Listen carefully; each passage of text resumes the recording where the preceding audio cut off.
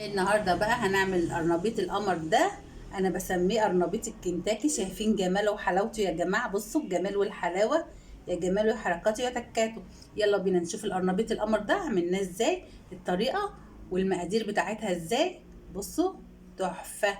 يلا بينا نشوف الطريقه والمقادير. ازيكم يا حبايبي؟ عاملين ايه؟ يا رب تكونوا بخير. النهارده جايين بوصفه جديده حلوه جدا كل المصريين بتعشقها. هنعمل مع بعض القرنبيط الكنتاكي. قرنبيط الكنتاكي ده اللي هو القرنبيط المقرمش، هنعمله بطريقه حلوه جدا. يا رب تعجبكم. المكونات معانا ايه؟ معانا بيضه، لو حابه تعملي من غير البيضه مفيش مشكله، لو حابه تستغنى عن البيضه مفيش مشكله، ممكن تعمليه من غير البيضه. معانا قرنبيطه. انا طبعا مش هعمل كل القرنبيطه دي، انا هاخد جزء منها والجزء التاني هخلله خلاص لان دي كبيره علينا.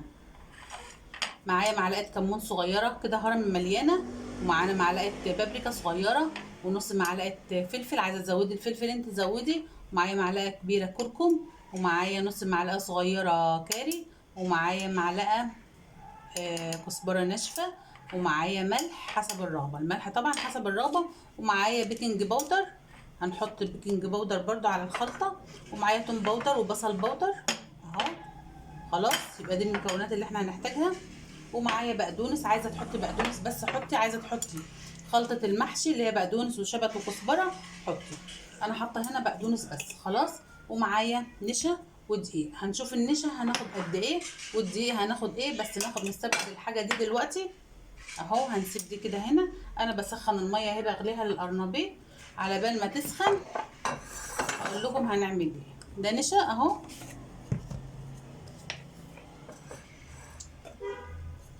عشان يكون واضح لكم. هناخد كوب نشا هنا، كوبايه نشا. بسم الله.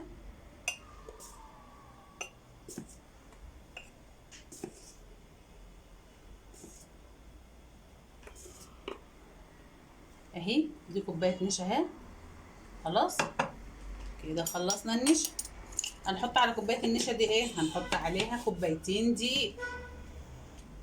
ادي الدقيق هنحط كوبايتين دقيق.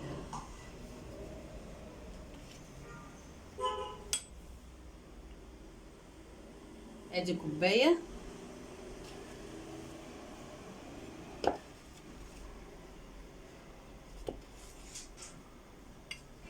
وادي كوبايه. يبقى كده حطينا كوبايه نشا وكوبايتين دقيق. خلاص كوبايه نشا وكوبايتين دقيق، نستبعد الحاجه اللي احنا مش عايزينها. وهنعمل ايه؟ هنحط الملح والبهارات اللي احنا قلنا عليها اهي على الخلطه دي. خلاص. وهنحط البيكنج باودر على الخلطه كلها برضو اهي. اهي هاخد معلقه كده ايه ممسوحه كبيره. خلاص اهي. وهقلب كل المكونات دي مع بعض، بس استبعد الحاجه اللي احنا مش عايزينها، او احط التوم البودر والبصل البودر يا جماعه برضو اهو. احط كده معلقه صغيره مليانه اهي.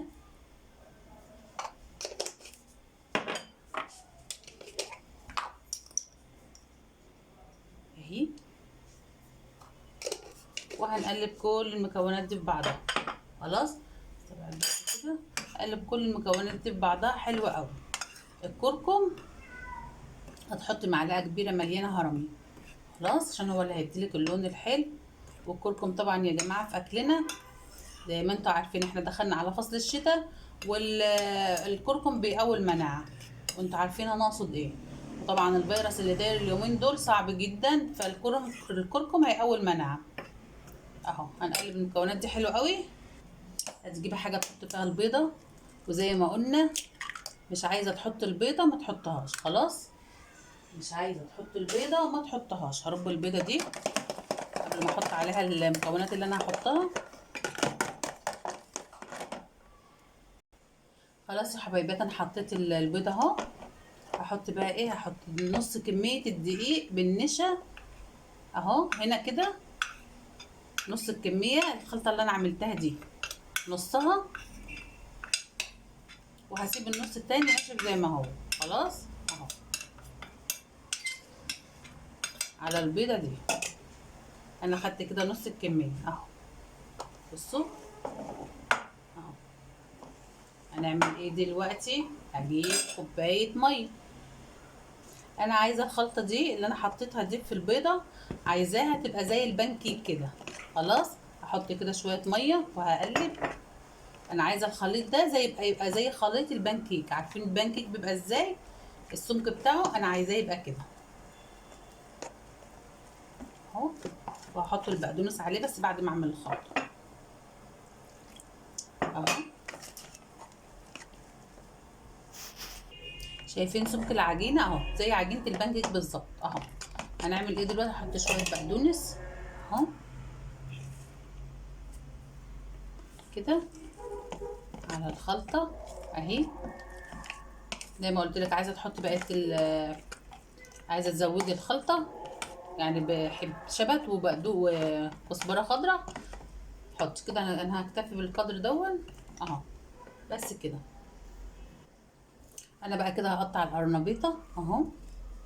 انا مخليها مقطعه الجزء اللي فوق ده، شالوه ورماه عشان ما اشيلوهاش بيها اهي. زي ما قلت لكم انا مش هعملها كلها، انا هملح جزء وهعمل جزء ايه مقلي اهو. انا ده اللي هخلله يا جماعه اهو، ده الجزء ده اللي هخلله، والشويه دول بس اللي انا هعملهم اهو. هي كبيره جدا، انا كنت اخده واحده صغيره فقلب 15، قلت له خلاص اخد واحده كبيره على اساس ان انا املح طالما كلها بسعر واحد، على اساس ان انا املح منها بقى واستفاد بيها. انما اجيب الصغيره ب 15 ليه؟ قمت اخده الكبيره، قلت املح جزء، واحنا بنحب برضو القرنبيط مخلي، واعمل جزء خلاص اهي. انا دلوقتي هروح على البوتاجاز، الميه بتغلي اهي. نحط معلقه كمون اهي، وهنحط شويه ملح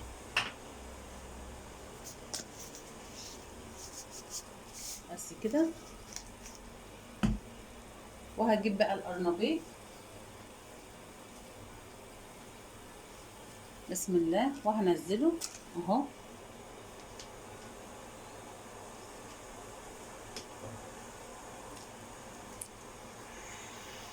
انا طبعا مش هرص عليه في السوا لان مش بحبه مهري، مش بحبه مستوي قوي يعني، بحبه فيه جرشه كده شويه. طبعا بتشطفوا القرنبيط يا جماعه قبل ما تحطوه في الميه، ما جبتلكوش اللقطه دي.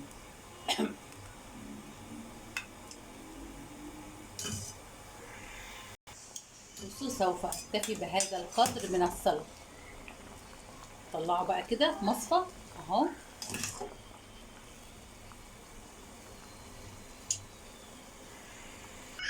بصوا يا حبايبي، الكميه اللي انا هعملها هي دي اهي، شايفينها؟ طلعها لكم فوق شويه، دي اللي هعملها. بصوا بقى القرنبيطه كنت هجيبها الكبيره اعملها كلها. بصوا طبق اهي ماليه الطبق.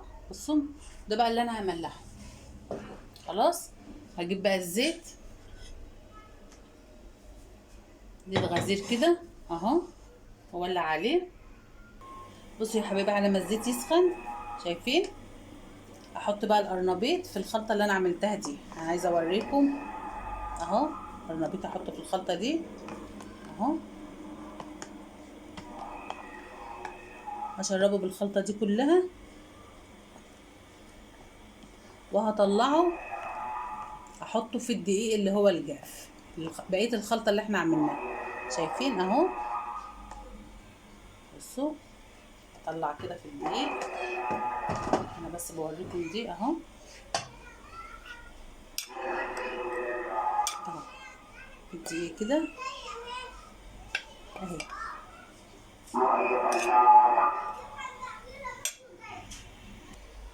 خلاص يا حبايبي انا عملت جزء اهو، زي ما قلت لكم الزيت سخن اهو. بسم الله، هتاكلي احلى قرنبيط بالخلطه دي بالطريقه دي.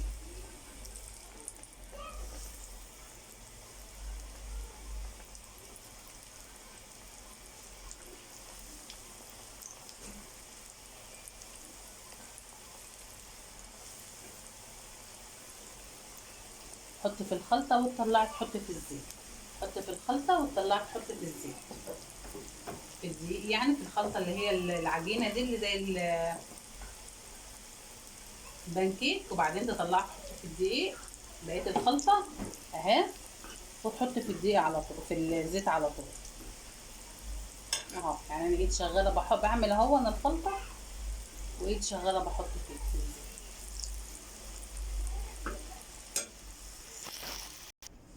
ودي كانت وصفتنا النهارده. شايفين يا جماعه الجمال؟ بصوا بصوا بصوا القرمشه، بصوا تحفه تحفه. سامعين؟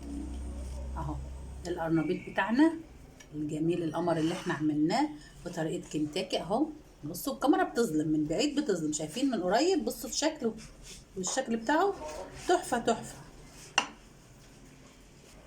ودي كانت وصفتنا بقى النهارده يا جماعه. لو عجبتك الوصفه لايك وشير وسبسكرايب، ويا ريت تفعلي الجرس عشان يوصلك كل جديد. انا كنت سعيده بوجودي معاكم، انتظروني في فيديو جديد. بقى عايزه اقول معلومه قبل ما اختم الفيديو. الدقيق اللي فضل ده بالنشا مش هنرميه طبعا. بصوا هنحطه كده في الحاجه اللي احنا كنا عاملين فيها الخلطه اللي هي بالميه اهو، مش هيترمى اهو.